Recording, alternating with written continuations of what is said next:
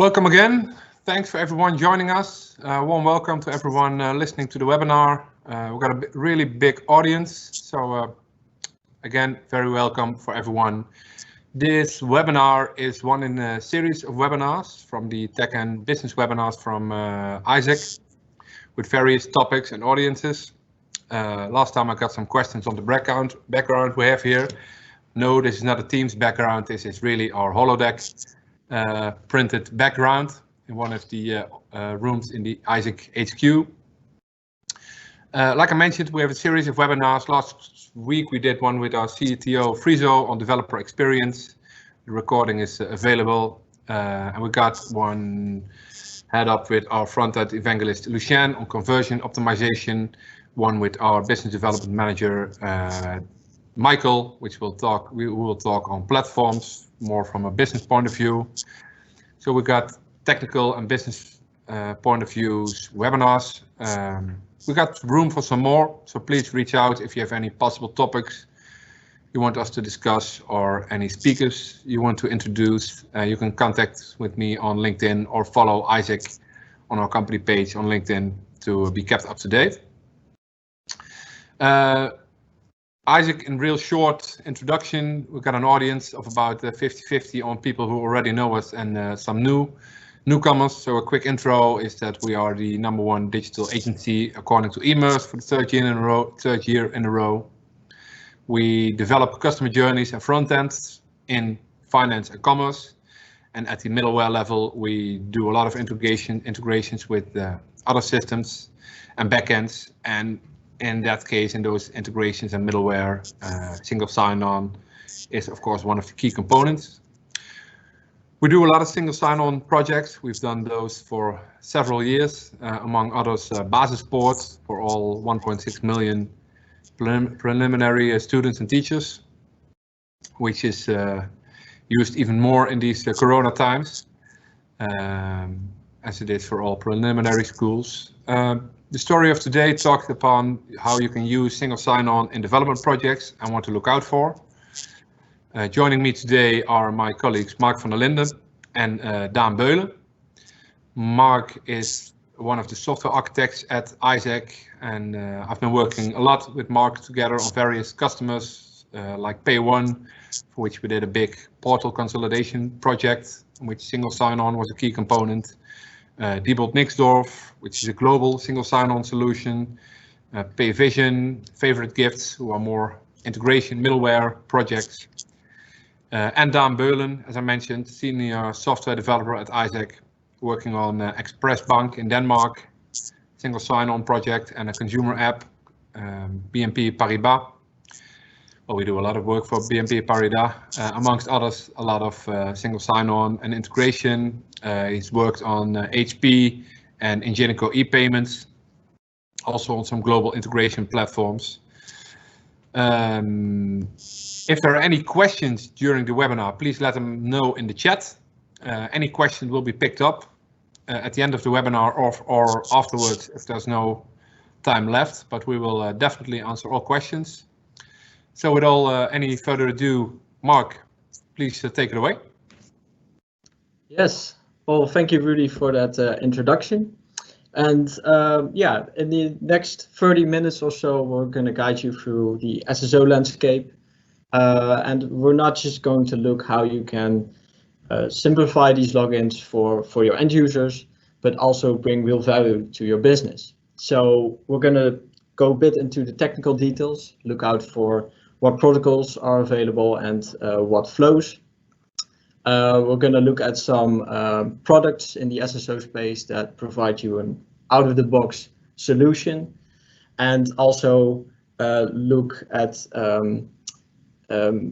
various features that they provide and what to look out for, and also how you can adapt these for your organization needs. So we're going to show you a few use cases that we actually did for some of our customers to let you see how we adapt them.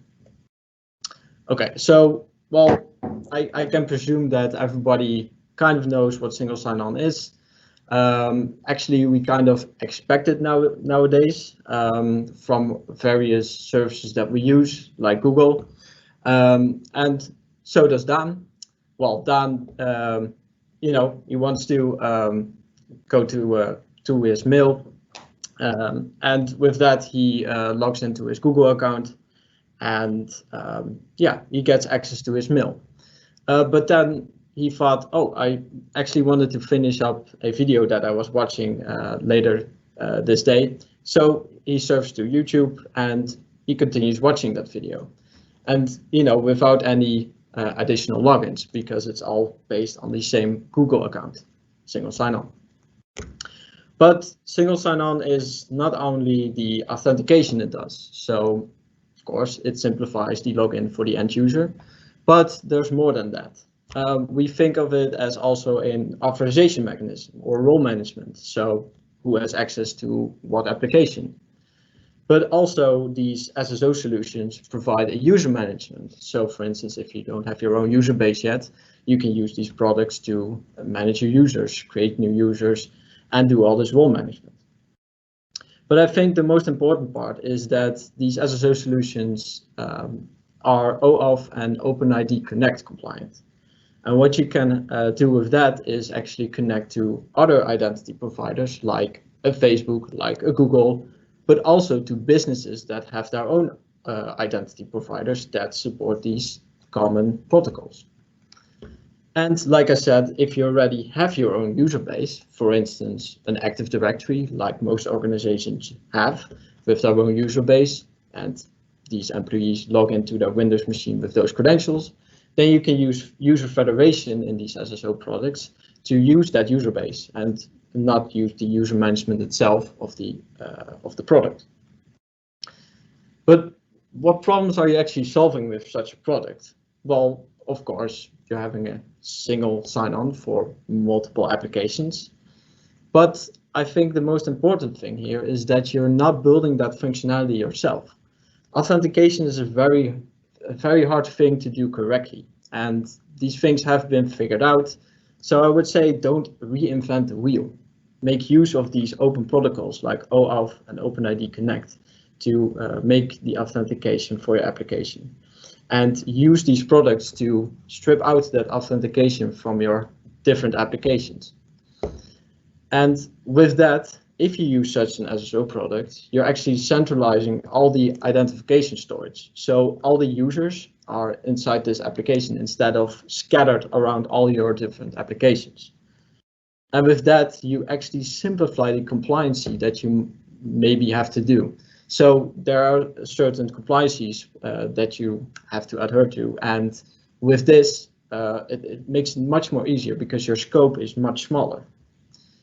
And an additional benefit of these SSO products is that it improves the auditing capabilities. And what I mean with that is that these products have a built-in auditing, which means that if users log in, users input their bad credentials, access certain applications, or even when another user gives more permission to another user, you all have that logged in this single application.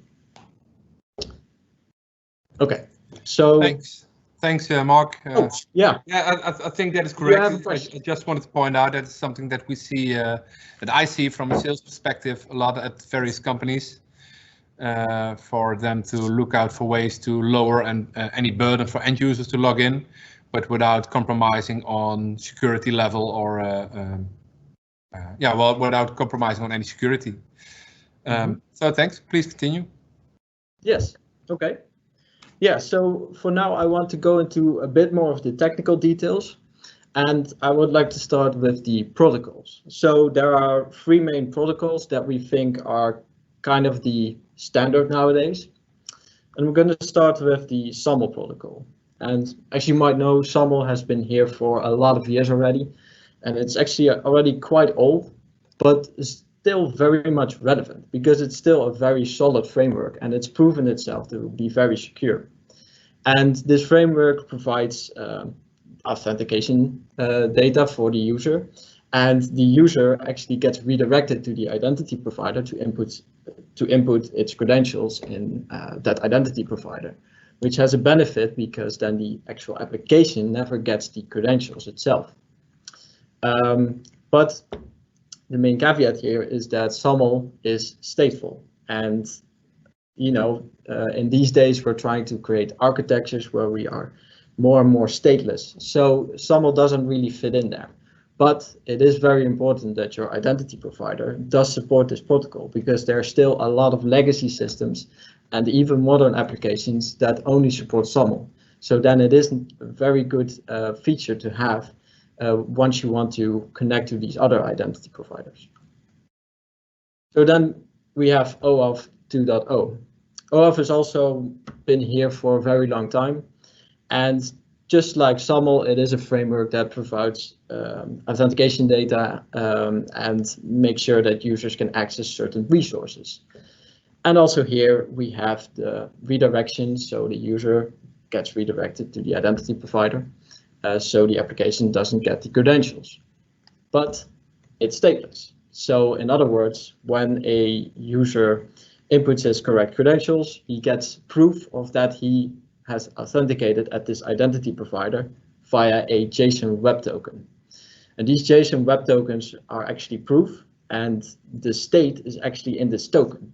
And the main benefit of this is that you can pass around this token to your different applications, and they can all validate that without even contacting the identity server.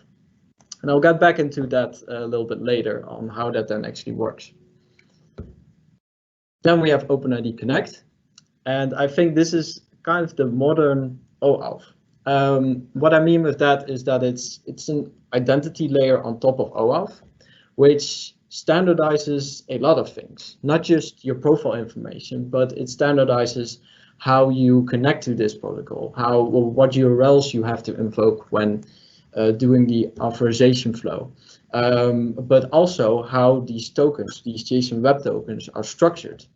So with all this standardization, us developers know that there are a lot of libraries and SDKs available because of this reason. Because if you standardize things, you can create libraries and SDKs for it. And with that, it's super easy to connect to an OpenID identity provider.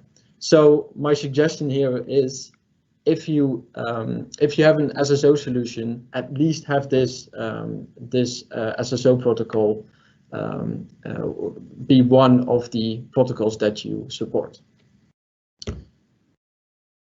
Okay, so next are the single sign-on flows, or actually the OAuth and OpenID Connect flows.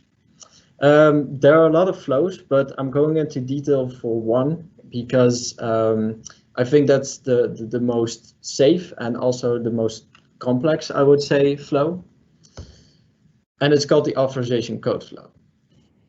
So what it actually does is, when the user navigates to an application, the application can determine, okay, this user doesn't have a valid access token or doesn't even have a token. So what it does then is it redirects the user to the identity provider. And with that, the identity provider validates the client, so the application, if it's a trustworthy application. And once it validates that, it will display a login form to the user. The user submits those credentials and they get validated. Once this user is validated, the token is not yet generated, but what is redirected back to the application is an authorization code, hence the name of the flow. And with that authorization code, the application can once retrieve an access token within a very short time. And that's what makes this flow so secure. And once the authorization code has been exchanged, it will send back an access token to the application. Once this access token has reached the application can send that access token to, for instance, an API, a resource server that is protected. And the resource server can then validate that access token based on the public key of the identity provider. So it doesn't need to go to the identity provider to validate this access token. No, it can do that based on the public key of the identity provider, because the token has been signed by the private key of the identity provider. And with that, you create a very stateless infrastructure. And these access tokens can also contain various roles that this user has. And based on these roles, the resource server can grant or deny certain resources. So it's a very loosely coupled way of dealing with authorization and authentication. There are many more SSO flows, so I'll go through them, but not in as much detail. So we have the client credential flow, which is actually very suitable for server-to-server communication. So for example, you have a microservice architecture and you have a lot of APIs that need to communicate with each other.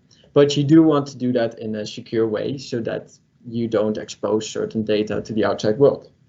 So what you do then is you can have those APIs retrieve an access token via the client credential flow with a client ID and a client secret. And with that, they can retrieve an access token and send it over to the other API. And just like in the previous flow, you can then validate that access token with a public key. And with a server-to-server communication, you always have a backend-to-backend communication. And that's why you can get away with having a secret, as this is all closed and not the same as having a front end where you cannot keep any secrets. Then we have the direct access flow, which is actually kind of like the authorization code flow, but without the whole redirection. And this does make for an easy integration, but does make it so that the actual application gets hold of your credentials, which you actually never want. And I also highly recommend not using this flow, but maybe you could use it if, for instance, this application is built in-house or if it's a trusted application. But even then, there's no reason not to use the authorization code flow because it's becoming so much easier with all the libraries and SDKs nowadays. Then we have the hybrid flow, which is an OpenID Connect exclusive. And it actually separates the tokens for the front and back end. And what I mean with that is that the front end can actually obtain an identity token. And this identity token doesn't necessarily prove that this user can access certain resources, but it does prove that this user is actually himself. And with that, the front end can show certain properties of this user. Then we have the implicit flow, which is actually the authorization code flow, but without the authorization code step. So it does redirect the user to the identity provider, but what it does in the end is actually send back the token to the application via the URL. But if you send back the token in the URL, it's actually exposed to a number of attacks. And that is why it has been deprecated, it has been marked as unsafe, and I also highly recommend not using this flow. So with that, I would actually like to give the word over to Dan, because he's going to tell you something about the products that we have been using and think are the market leaders. Yeah. So over thanks, to you, Mark, Dan. on the clarification on the SSO protocols out there. Yes, Dan will now pick up with the story on how these protocols are all used in the various single sign-on products. So Dan. Yes, thank you, Rudy, and thank you, Mark. As Rudy said, we're going to now have a look at some of the SSO products that are available and that we see a lot and that we think have potential. And the first one we're going to start with is Ping Identity. Ping Identity is a modular platform, single sign-on platform that has various products. So what they've done is they've taken all the SSO functionality that Mark described as what we see as SSO and split it up in separate products. And the most important ones in our view are Ping Federate, which is the just the OpenID Connect and the OAuth platform. Then there's Ping Access. Ping Access is actually an API gateway, and this integrates with This integrates well with Ping Federate, and it allows you to do extra things that regular API gateways don't do, like transport your single sign-on through legacy protocols to legacy applications that would not support SAML or OpenID Connector or OAuth. And then the next one that we see is Ping Directory, which is an LDAP server that can be used to store, for example, users and a whole bunch of other data. They have other products as well, but they have a lot of them, so we're not going to mention them all. Ping Identity, generally speaking, targets global enterprises. They really go for the big boys. And Ping Identity offers various on-premise options. So the products mentioned above are on-premise, and they also offer cloud options through Ping Cloud and Ping One. The next one we are going to talk about is Auth0. Auth0 is actually a cloud native SSO platform. So everything is running in the cloud. You cannot have it on-premise. They pretty much offer authentication as a service. They offer all the regular single sign-on OpenID OAuth flows, and they offer user management, but also federation. They're just a complete platform in one package. The next one is Keycloak, or Red Hat SSO. Keycloak is actually an open source project that's been running for a couple of years. Keycloak has the backing of Red Hat, and they offer an enterprise version of Keycloak in the form of Red Hat SSO. And what that means is that every year or so they release a new version of Red Hat SSO, and they offer support for that version as well. And that means that you as an enterprise don't have to keep up with all the community upgrades that you would have to do with Keycloak. And it also means that Red Hat offers security patches for the enterprise version. Keycloak and Red Hat SSO also is a full platform that does all the single sign-on things. And Keycloak, generally speaking, only runs on-premise. The last one we'll be looking at is Amazon Cognito. Amazon Cognito is an AWS service. It obviously only runs in the cloud because it's for AWS. And it's also a full identity and access management platform. And the advantage of Amazon Cognito, of course, is because it's from AWS, it of course integrates nicely with everything else in AWS. And then the next thing we are going to do is we've actually selected 7 topics that we think are important for when making a choice between a platform. And we're going to compare the 4 products that we mentioned before. So Ping Identity, Auth0, Keycloak, and Cognito on these topics. And the first thing we'll be looking at is compliancy. Of course, there are tons of regulations and laws that you have to abide by, depending on the sector you're working in. So, for example, if you're working in payments, PCI is always there and something you have to take into account. Or in the medical field, you have to deal with HIPAA rules. And it could be a factor in making your choice of an identity platform. So as we can see here, one thing that immediately jumps out is that Keycloak does not really offer any compliancy out of the box. That doesn't mean that Keycloak cannot be PCI compliant, for example, but it means that the responsibility is with you to make sure that it actually is.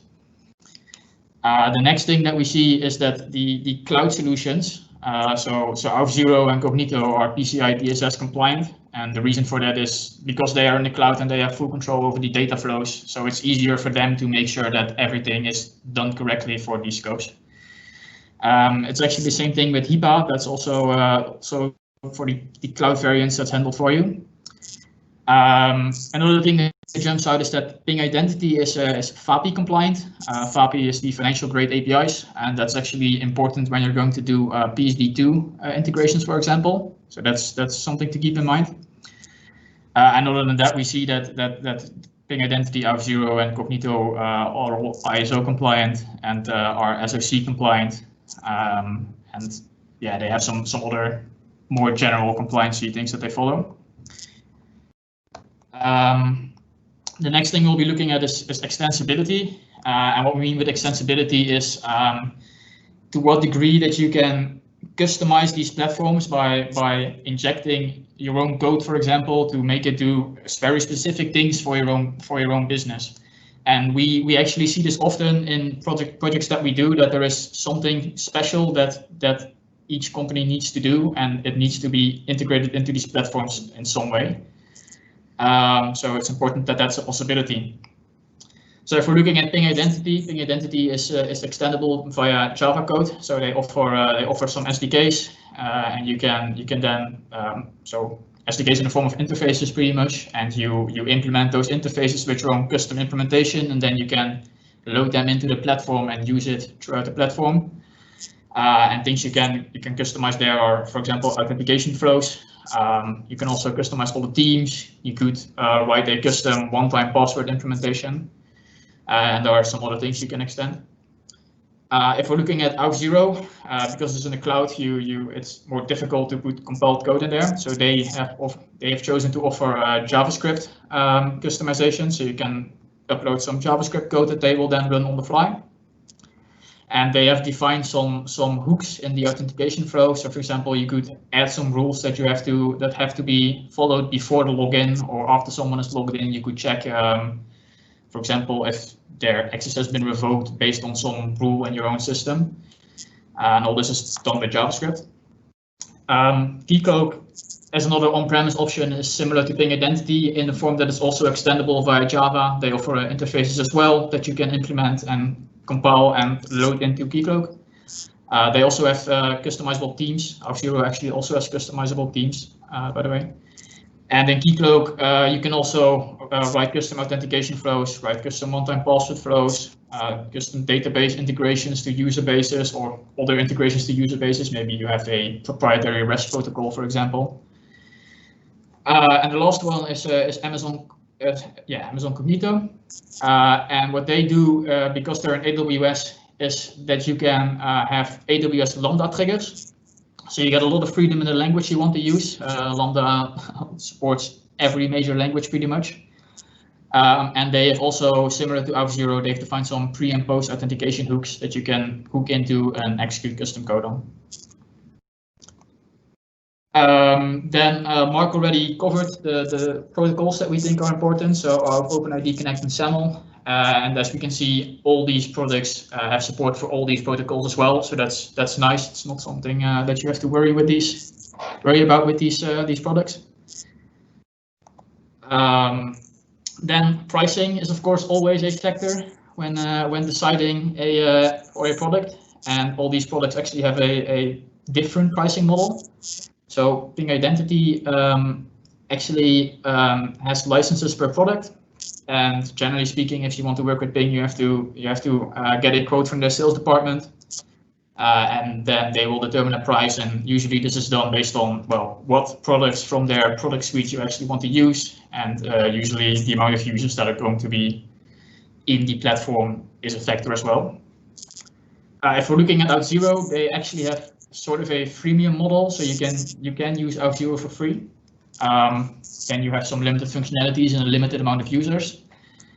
Then they have very well-defined pricing up to the enterprise level. So that pricing is based on the amount of users that you want and based on the amount of features, such as like uptime guarantees. If you need like a very high availability of your identity platform, which you should have, by the way, you will have to pay extra. And if you really are a big enterprise, they will also ask you to get a quote from sales. With Keycloak, there are two options actually. So Keycloak is open source. So you could take the open source version of Keycloak and run that. But what we often see is that enterprises, they don't want to use open source software. They want supported software that they have guarantees with. And for that, there is Red Hat SSO.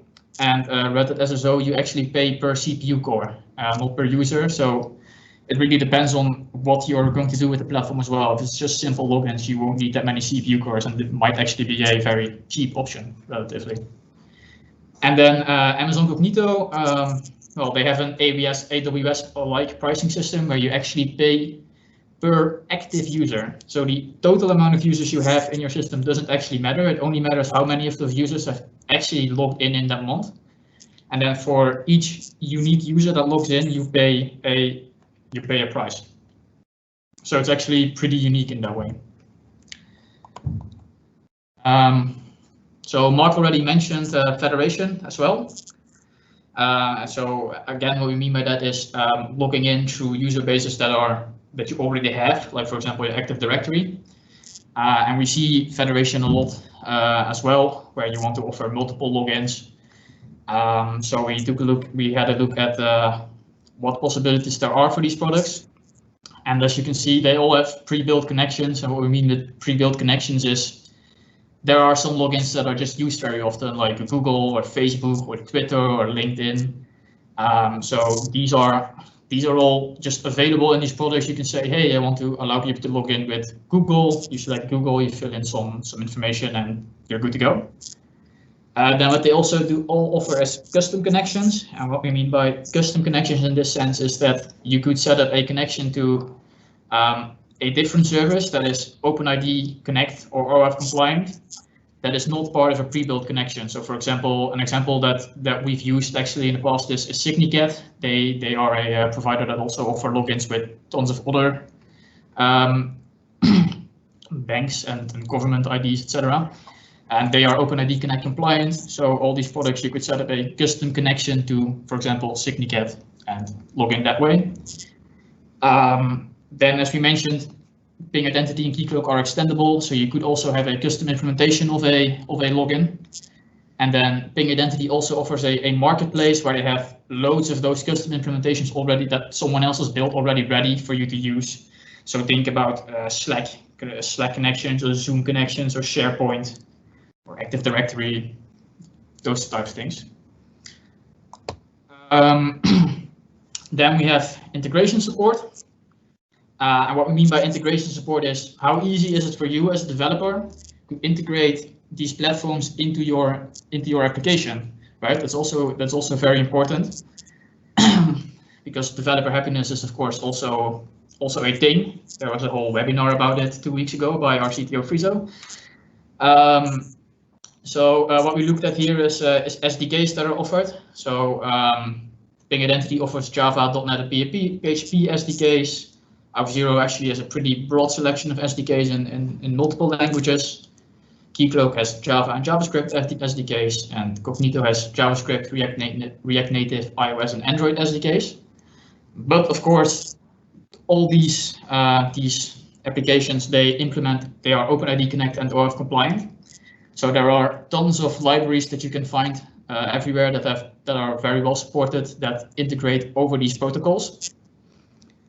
But what you don't get what you do get with the SDKs and you don't get with those proprietary libraries is integration with management APIs that these applications might offer. Then we also had a look at the documentation, and actually all these applications are very well documented on how they work and what to do as well. Although I do have to say that Auth0 is a step above the other three. Auth0's documentation is absolutely great. And then the last thing that we're looking at is multi-factor authentication support. We see more and more that multi-factor authentication is just in every application. It just has to be there nowadays to provide maximum security. And what we actually, we had a look at what options are available for these products. So Ping Identity, they have tons of options. They actually have, for example, Ping ID, which is one of their products as well. That is a one-button login on the phone. But they also, again, here have a marketplace where they offer various multi-factor authentication logins and passwordless logins, etc. And they are also extendable, so you could have your own custom implementation. Auth0 offers push notifications to your phone, so you have a button in an app that you can click to log in. They do SMS verification, just regular one-time password verification with Google Authenticator, for example, or one-time passwords through email. Keycloak only offers one-time passwords through Google Authenticator and similar apps, but they are extendable, so you could write custom implementations for example, SMS or email multi-factor authentication. And Amazon Cognito has one-time passwords through Google Authentication and SMS verification. Thanks, Dan. Great comparison to the various products. Very curious on how these products are best used in some of the projects we see. So we have some use cases lined up for a startup, B2C, B2E, and B2B. Yeah, exactly. And the first one we're going to be looking at is how you would use one of these products if you are a startup. So, for example, your friend has managed to rope you in his $1 million app idea of making an Untappd for very special fancy coffees or something like that. And what we often see in these startups is they're small companies. They have they have limited resources, be that money or be that just development capabilities. Right? Often they only have a few developers. And what they really want to do is focus on the core functionality of the app. So in this case, they really want to allow you to compare all these great coffees. What they often don't know is how many users they're going to have, right? Is their new app going to be a hit or is it going to flop? And often they just want to know who you are and offer a login to maybe do some personalized stuff and send some emails, for example. But it's enough if you log in with your Google or your Facebook account, for example. And what we really see as a solution here is that you use an IDP in the cloud. In the image we've chosen Auth0 because they're also free. But it could also be Cognito or maybe even Ping.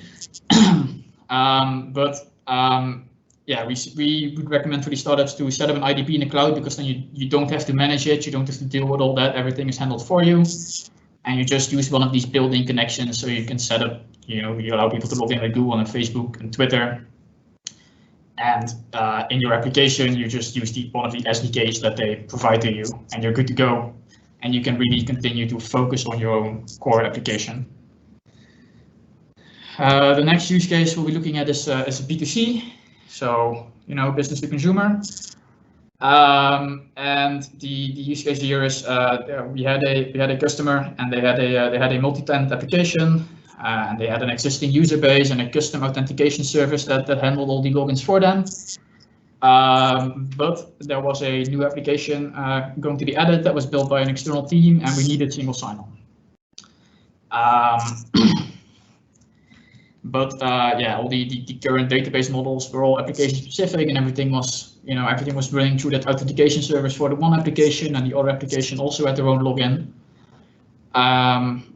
And we needed a solution for this. And in this case, what we actually did is that we took the user bases and we wrote a big migration script and we migrated all these users to Red Hat SSO through their admin APIs. In this case, Red Hat SSO was chosen because they have the option to have a very clear separation between user bases through realms, which basically is multi-tenancy, which matched our use case. We refactored our applications to use OpenID Connect from Red Hat SSO. Using these standards, we made sure that we can easily integrate future applications as well. One thing to note here is that we chose to do a migration of the user base. We could have also gone for federation, where we wrote a custom implementation in Red Hat SSO that would then connect to our existing authentication service, for example. But that would take probably more time than just doing the migration. So we went with the migration here. And then the next use cases, so we have the B2E and the B2B use cases left, and Mark is going to take you through those. So Mark, take it away. Yes, okay, thank you. So yeah, here we have a business to employee use case, which is actually something we did internally. So like most development companies, you have access to a lot of tools every day, and yeah, you need to log into these applications every day.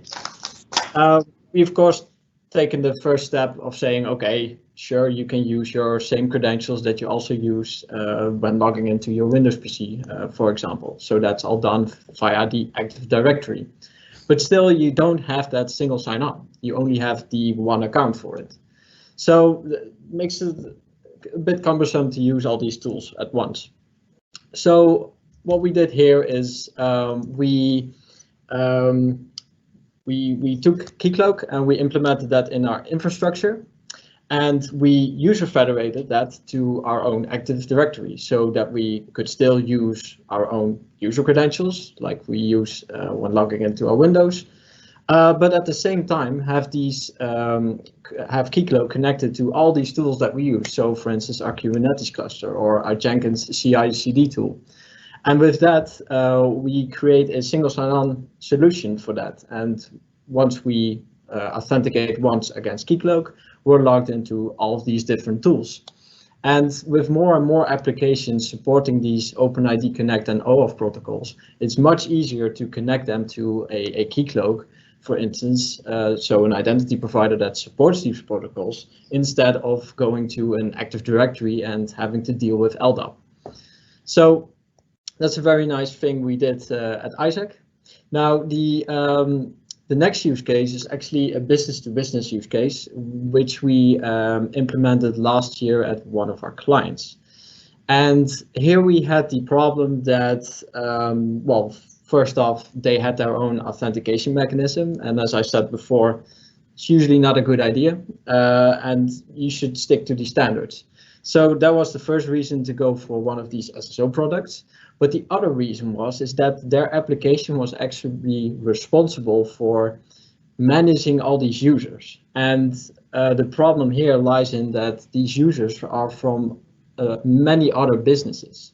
And what you get then is that once an employee leaves at some business, they get offboarded in their own company, but they usually forget that you're also using a lot of external tools. So worst case, that user account stays active and that user can even still log into that application. So that was one of the problems. And the other problem was that with all these different businesses, you have a lot of different roles and groups.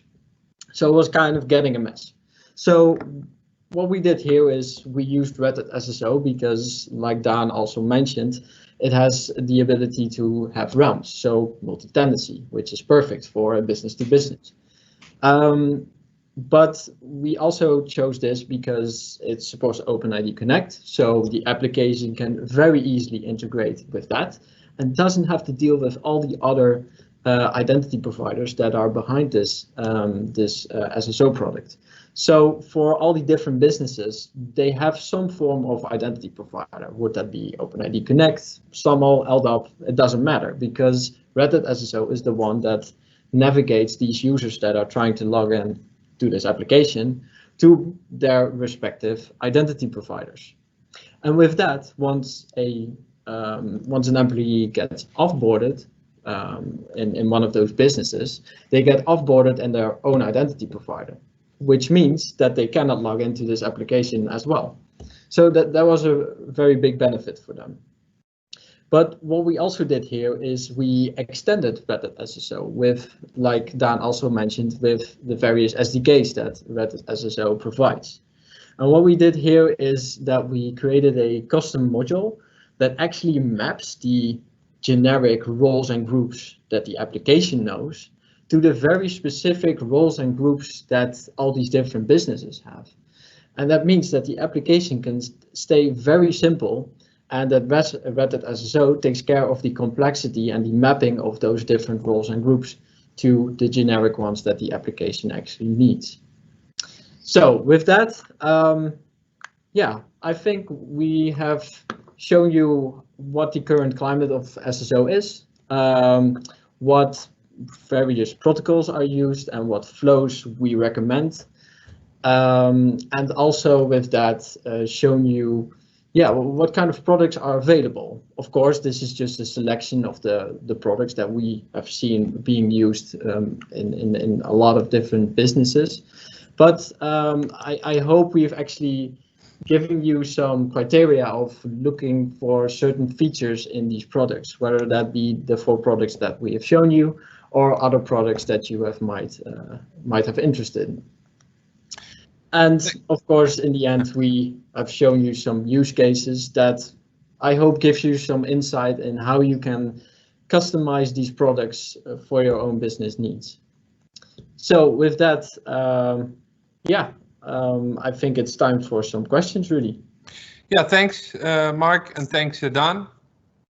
I think we covered a lot. I think it's also we scheduled 45 minutes for this webinar, so I think we're about at the end of this webinar. I do have some questions left, but we'll answer them later. I've got one question on perhaps difficulties you encounter regularly during these kind of SSO projects. Mm-hmm. When implementing or when introducing these kind of single sign-on as a concept, or introducing them in the development project. Yeah, I can answer that. Well, it sounds maybe a bit silly, but one of the problems I encounter a lot is that I have to kind of tell the upper management that these products are actually safe. So they are kind of skeptical about the authentication that this provides and having this all done by a single application.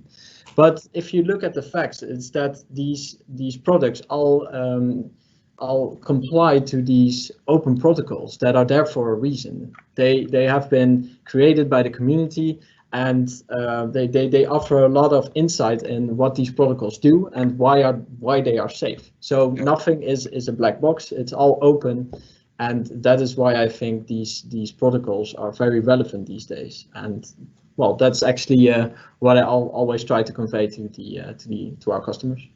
Yeah. The whole discussion on open source and proprietary software discussion and open standards, and I can imagine that's something I've heard before. Yeah. And maybe to add to that a little bit from an implementation perspective, what I run into, what's been most difficult for me when doing these projects is if there is already, a big application there for a customer and they then decide to make the switch to SSO later, there is of course always a lot of custom work and a lot of communication around how we're actually going to do that, and that is just something that is different every time you do one of these implementations. That's also what makes it fun, but that's also the most difficult part, in my opinion.